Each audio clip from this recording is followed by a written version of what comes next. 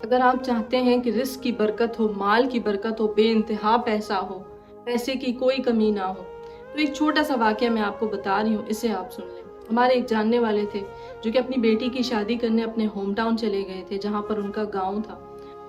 بڑا اچھا ان کا بزنس تھا، اپنی سٹی میں بڑا اچھا بزنس سیٹل تھا۔ وہ واپس آئے تو انہیں پتہ چلا کہ انہیں کوئی 20 سے 25 لاکھ کا کاروبار میں نقصان ہو گیا ہے۔ کسی نے ان کو مشورہ دیا کہ آپ جب دوبارہ سے یہ کاروبار کنٹینیو کریں، شروع کریں، اور آپ کو جو ماہانہ فائدہ ہو تو اس میں آپ 10% اللہ کی راہ میں نکالیں، لیکن یہ فکس ہونے چاہیے۔ جس طرح آپ بل ادا کرتے ہیں، گیس کا بل، الیکٹریسٹی کا بل، آپ ماہانہ فکس ادا کرتے ہیں۔ اس طرح نہیں ہوتا کہ کسی مہینے آپ ادا کر رہے ہیں، کسی مہینے نہیں کر رہے ہیں۔ آپ کی کوشش ہوتی ہے کہ آپ یہ مہینے کے مہینے ادا کریں۔ اسی طرح آپ نے یہ جو اللہ کی راہ میں نکالنے ہیں، یہ بھی آپ نے فکسڈ اماؤنٹ ہے جو کہ آپ نے نکالنی ہے۔ انہوں نے کہا ٹھیک ہے، میں یہ چیز بھی کر کے دیکھ لیتا ہوں۔ تو جب ان کو بزنس میں فائدہ ہوا، انہوں نے اس کا 10% اماؤنٹ غریبوں میں دینا شروع کر دیا۔ انہوں نے کچھ فیملیز اپنی نظر میں کر لی کہ یہ ایسی فیملیز ہیں جن کو ضرورت ہے، جو مستحق ہیں، اور ان کو دینا شروع کر دیا۔ مہینہ کا مہینہ وہ ان کو دیتے تھے، اور اللہ تعالیٰ کا جو وعدہ ہے کہ میں تمہیں لوٹا کر دوں گا، 700 گنا دوں گا، تو اللہ تعالیٰ نے حقیقتاً ان کو لوٹا کر دیا۔ جو نقصان ہوا تھا 20 سے 25 لاکھ کا، اس سے کئی زیادہ اللہ تعالیٰ نے ان کو واپس کیا۔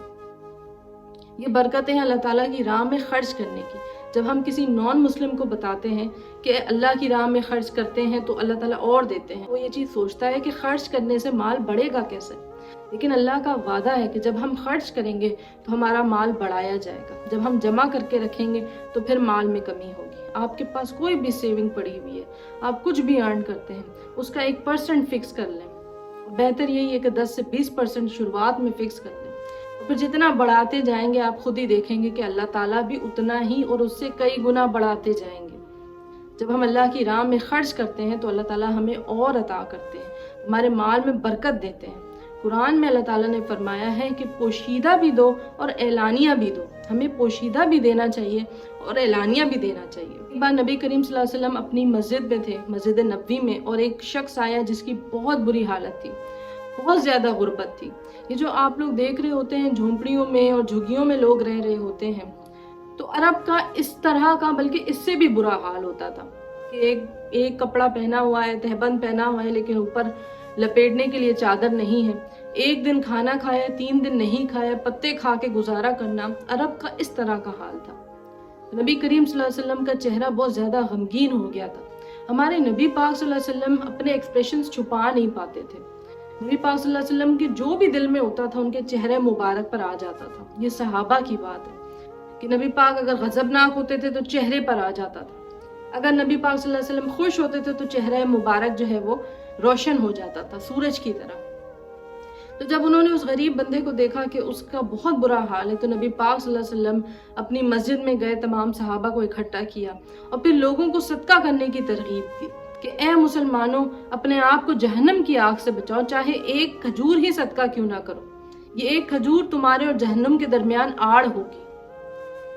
تو نبی کریم صلی اللہ علیہ وسلم نے جب یہ بیان فرمایا تو ایک انصاری صحابی اٹھے، انصاری کہتے ہیں مدینے میں رہنے والوں کو، وہ صحابی اٹھے، اپنے گھر گئے، اور جو کچھ ان کے گھر میں موجود تھا، وہ کیا ان کے گھر میں موجود تھا، بہت کم تھا کیونکہ عرب اتنے امیر نہیں تھے اس ٹائم، جو کچھ بھی تھا وہ سارا کچھ لے کے اپنے کندھے پر ڈال کے بڑی مشکل سے مسجد نبوی تک آ گئے۔ پھر انہوں نے اپنا سامان نبی پاک صلی اللہ علیہ وسلم کے سامنے رکھ دیا۔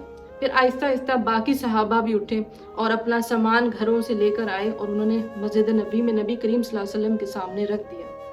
پھر نبی پاک صلی اللہ علیہ وسلم انہیں غریبوں میں بانٹنے لگے، جو کمتر لوگ تھے وہاں پر موجود انہیں دینے لگے۔ تو نبی پاک صلی اللہ علیہ وسلم کا چہرہ مبارک روشن ہو گیا سورج کی طرح۔ یہ صحابہ کرام فرماتے ہیں کہ پھر نبی پاک خوش ہو گئے۔ 7 ایسے لوگ ہوں گے جنہیں حساب کتاب کے دن اللہ تعالیٰ کے عرش کا سایہ نصیب ہوگا، اور ان 7 میں سے ایک بندہ ایسا بھی ہوگا جو اللہ کی راہ میں صدقہ کرتا ہے۔ رزق میں اگر برکت چاہتے ہیں تو یہ ایک چھوٹا سا وظیفہ میں آپ کو بتا رہی ہوں، اپنی زندگی میں اس کو اپنا روٹین بنا لیں۔ جب آپ اپنے گھر کے اندر داخل ہوں تو کوئی موجود ہو یا نہ موجود ہو، زور سے السلام علیکم ورحمۃ اللہ وبرکاتہ کہیں، پھر اس کے بعد نبی کریم صلی اللہ علیہ وسلم پر سلام عرض کریں، السلام علیکہ ایھا النبی ورحمۃ اللہ وبرکاتہ۔ پھر اس کے بعد ایک مرتبہ سورہ اخلاص پڑھیں۔ آپ کے رزق میں ایسی برکت ہوگی، ایسی برکت ہوگی کہ آپ سنبھالتے سنبھالتے تھک جائیں گے۔ اللہ ताला आपको इतना अता करेंगे कि आप संभालते संभालते थक जाएंगे। दूसरी चीज़ जो आपने ख्याल करनी है, अपने घर में देखना है कि जितने बालिग बच्चे हैं, जितने बालिग लोग हैं, क्या वो 5 वक्त की नमाज़ पढ़ रहे हैं? अगर वो 5 वक्त की नमाज़ पढ़ रहे हैं तो फिर रिस्क की बरकत आप खुद देखेंगे अपनी आंखों से।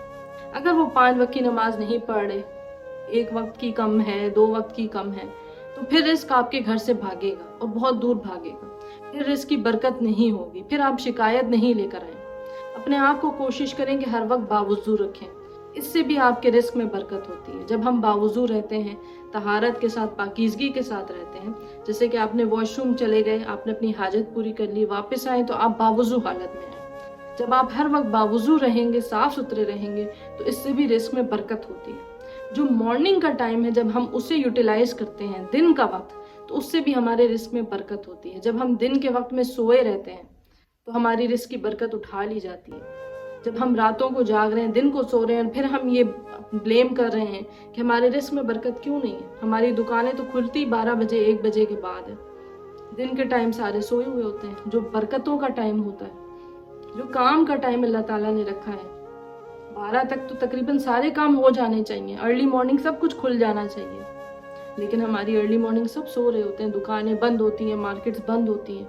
यही वजह है कि आज हमें सुकून नहीं। आज पैसा है, हर चीज़ है, लेकिन सुकून नहीं है लोगों के दिलों में। रिस्क की बरकत उठा ली गई है। सबसे अफजल सदका जो है वो सदका होता है जो आप अपनी बीवी पर और आप अपने बच्चों पर खर्च करते हैं। सबसे अफजल सदका वही है, क्योंकि एक मर्द रिस्पॉन्सिबल है अपनी बीवी और अपने बच्चों को लेकर। आप एक भी लुक़मा अपनी बीवी के मुंह में डालते हैं, उसको लिबास पहनाते हैं, उसके सर पे छत रखते हैं, उसकी ज़िंदगी में सुकून रखते हैं, तो आपको इसका अजर मिलेगा क़यामत के दिन। अपने आप को बचाइए सदक़े के ज़रिए।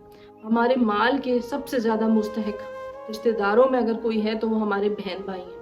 बहन भाइयों पर ज़कात भी होती है। आपको बताने की ज़रूरत नहीं है कि मैं आपको ये ज़कात की अमाउंट दे रहा हूँ। बताना ज़रूरी नहीं होता।